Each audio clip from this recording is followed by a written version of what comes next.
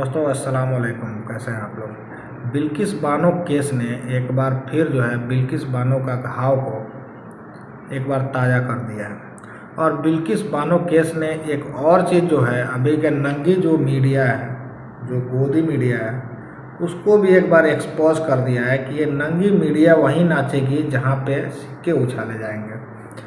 वहाँ पे नहीं नाचेगी जहाँ पे न्याय जो है, न्याय किसी को अगर चाहिए, अगर कोई दर दर की ठोकर खा रहा है, वहाँ पे ये नंगा जो मीडिया है उसका नाच नहीं होगा।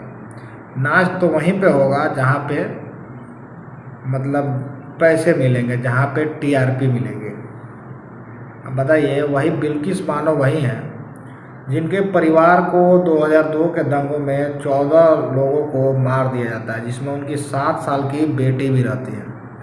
और उनके साथ में जो है बलात्कार किया जाता है, रेप किया जाता है, गैंग रेप कर दिया जाता है। उसके बाद जो है बिल्किस बानो का मैं हिम्मत को मैं सलाम करता हूँ, मैं सैल्यूट करता हूँ कि बिल्किस बानो ने उस समय भी और अभी तक न्याय व्यवस्था के ऊपर, न्याय के ऊपर उनका भरोसा रहता है कि हमको न्याय चाहिए और न्याय मिलता भी है।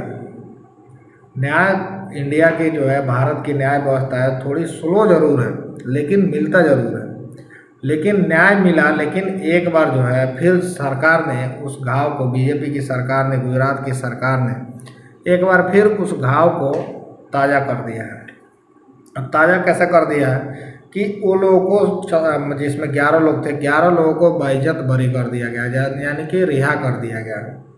और ये सब कुछ जो हुआ है कानून के दायरे में हुआ है। तो आप जो है, आप कानून के ऊपर भी उंगली नहीं उठा सकते हैं। उनका जो मतलब जो फैसला सुनाए थे, जो जज उनका फैसला दिए थे, जो जजमेंट दिए थे, वो भी इस फैसले को देख करके मतलब हैरान है कि कैसे कोई सज़ा सुनने के बाद और सज़ा सुनाने के बाद भी कोई बाइज्जत बरी हो सकता है। वो भी इस बात को लेकर के हैरान है। और इतना ही ख़त्म नहीं होता दोस्तों, क्योंकि सीके राहुल जी हैं जो बीजेपी के विधायक हैं, उनका कहना है कि जो बलात्कार किए थे, जो 11 लोग जो गैंग रेप किए थे, वो 11 लोग को जो संस्कार मिला है वो संस्कार बहुत अच्छा है और उसके संस्कार के तौर पे उनको बाइज्जत बरी किया गया है।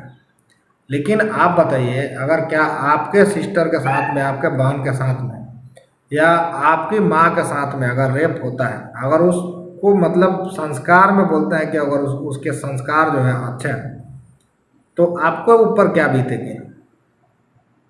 अगर आपका अगर ऐसा होता है, खुदा ना करे हो, लेकिन होता है, तो आपके ऊपर क्या गुजरेगी, क्या आप इसको बर्दाश्त कर पाएंगे। बिल्किस बानो है, बिल्किस बानो जो है अभी भी हैरान है कि इस तरह से कैसे हो गया। और मोदी जी हैं, मोदी जी भी कुछ दिन पहले आपको याद होगा कि ये वही मोदी जी हैं जो, यही मोदी जी मुस्लिम महिलाओं को इंसाफ दिलवा रहे थे और उनकी हक की आवाज़ उठा रहे थे ट्रिपल तलाक में। जो हम मुस्लिम महिलाएं जो हैं, मुस्लिम महिलाओं को मतलब न्याय दिलाएंगे और उनके जो समाज में भागीदारी है, उस भागीदारी को हम सुनिश्चित करेंगे और उनकी भागीदारी दिलाएंगे। लेकिन ये वो महिला नहीं है, ये जो है, क्योंकि ये मुसलमान है और इसमें जो है बिल्किस बानो है, बिल्किस बानो उसमें नहीं आती हैं। हमको लगता है कि उनके नज़र में बिल्किस बानो को वो नहीं मानते हैं, क्योंकि बिल्किस बानो जो है, उनकी परिवार जो है पूरी ख़त्म हो गई, उनकी ज़िंदगी बर्बाद हो गई। और आपको इतना ही ख़त्म नहीं होता है दोस्तों, एक चीज़ और देखिए कि इतना ही ख़त्म नहीं होता है, उसके बाद जो है कि जब तक उनको न्याय नहीं मिलता है, जब तक वो लोग मतलब सलाखों के पीछे नहीं जाते हैं, तब तक बिल्किस बानो को इतनी धमकी दी जाती है और इतनी धमकी दी जाती है कि वो अपना घर जो है 22 बार बदलती है। 22 टाइम उनको घर बदलना पड़ता है।